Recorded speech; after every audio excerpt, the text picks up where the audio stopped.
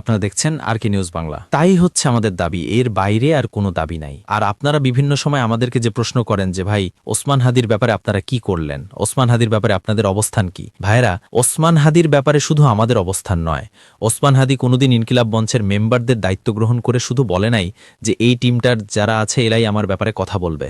ওসমান হাদি কোনোদিন এই টিমের ব্যাপারে কথা বলছে যে এই টিমরে আপনারা পুরো বাংলাদেশ করে দেন, তাদেরকে এস্টাবলিশ করে দেন, অমুক তমুক এই ধরনের কোনো আলাপ করছে? সেই শুধু বাংলাদেশের স্বাধীনতা ও সার্বভৌমত্বের কথা বলছে। সুতরাং বাংলাদেশের জনগণের দায়িত্বই হচ্ছে ওসমান হাদির খুনিদের গ্রেফতার করা। এর বাইরেও বাংলাদেশের জনগণের আর কোনো দায়িত্ব থাকতে পারে না। আমরা ইনকিলাব মঞ্চ আজ থেকে এখন থেকে রাজপথে অবস্থান করবার ঘোষণা দিচ্ছি যে আমরা রাজপথ ছেড়ে যাচ্ছি না। আমরা এখন থেকে পুরোটা সময় ওসমান হাদি এখানে শুয়ে আছেন, আমরা আপনাদের কাছে ওসমান হাদি যাতে আল্লাহ তাকে শাহাদাতের মর্যাদা নসিব করেন সেজন্য আপনাদের কাছে দোয়া চাই। এবং সেই সাথে ওসমান হাদির শপথ, তার রক্তের শপথ, তার খুনিদের গ্রেফতার না হওয়া পর্যন্ত এবং এই খুনিদের পেছনে যারা মদতদাতা রয়েছেন তারা গ্রেফতার না হওয়া পর্যন্ত আমরা রাজপথ ছাড়ছি না। সেটা আপনাদের মাধ্যমে পুরো বাংলাদেশের জনগণ এবং বাংলাদেশের স্বাধীনতা ও সার্বভৌমত্বকে আমরা এই জানানটাই দিতে চাই। বাংলাদেশ জিন্দাবাদ, ইনকিলাব জিন্দাবাদ। প্রথমত যেই ব্যাপারটা, বাংলাদেশে ইতিপূর্বেও বিভিন্ন ঘটনার প্রেক্ষিতে যেগুলো খুবই গুরুত্বপূর্ণ, সেক্ষেত্রে আন্তর্জাতিক সহায়তা নেওয়া হয়েছে এই ঘটনার তদন্তের ক্ষেত্রে। তো ওসমান হাদি ঢাকা ৮ আসনের একজন গুরুত্বপূর্ণ প্রার্থী ছিল। তিনি জুলাই পরবর্তী সময়ে বাংলাদেশের সবথেকে সাহসী এবং প্রমিনেন্ট একজন ভোকাল ছিল, যিনি কোনোদিন ভয় করে কথা বলেন নাই। এবং এই যে বর্তমান সরকার ব্যবস্থা স্থিতিশীল রয়েছে, এর পেছনে ওসমান হাদির অত্যন্ত গুরুত্বপূর্ণ ভূমিকা রয়েছে। সুতরাং এত গুরুত্বপূর্ণ একজন ব্যক্তির ক্ষেত্রে যদি আন্তর্জাতিক কোনো সহায়তা নেওয়ার প্রয়োজন পড়ে গোয়েন্দা সংস্থার, অবশ্যই সেটা রাষ্ট্রকে নিতে হবে।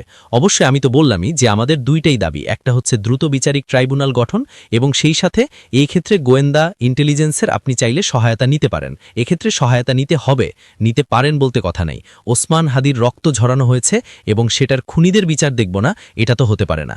৫ই আগস্ট পরবর্তী বাংলাদেশে এই প্রশ্রয়টা কোনোভাবেই দেওয়া যাবে না। তাহলে আপনাদের শুধু লাশই ঝরবে, ওসমান হাদিদের রক্তের ধারা বইতেই থাকবে, কিন্তু বাংলাদেশের স্বাধীনতা ও সার্বভৌমত্ব অক্ষুণ্ণ থাকবে না। টাইম ফ্রেমের ব্যাপারে যেটা, সেটা আপনারা জানেন যে প্রধান উপদেষ্টা গতকালকে একটি নিরাপত্তা বিশ্লেষকদের নিয়ে একটা বৈঠক করেছেন এবং সেই বৈঠকে সে বলেছে ছাড়াও হাদি, মানে হচ্ছে হাদি এখন আর মেইন সাবজেক্ট নাই, মানে হাদিকে মেইন সাবজেক্ট থেকে বাদ দেওয়ার চেষ্টা করা হয়েছে।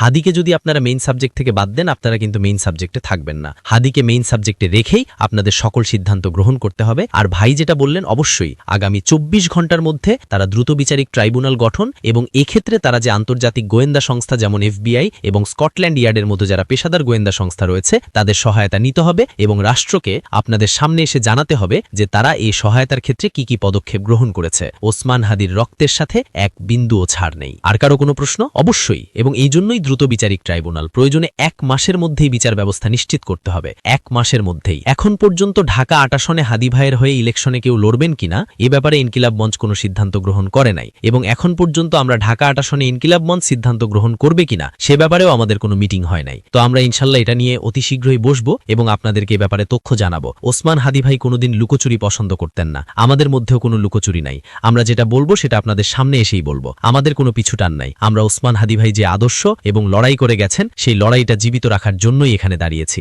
নয়তো আমাদেরকে যেভাবে এই ফোকাস থেকে সরিয়ে রাখার চেষ্টা করা হচ্ছে, আজকে আমরা আপনাদের সামনে এসে দাঁড়াইতাম না। সোজা কথা, আমরা এখানে দাঁড়াইছি মানেই হচ্ছে ওসমান হাদির খুনিদের গ্রেফতার নিশ্চিত করেই আমরা এখান থেকে যাব।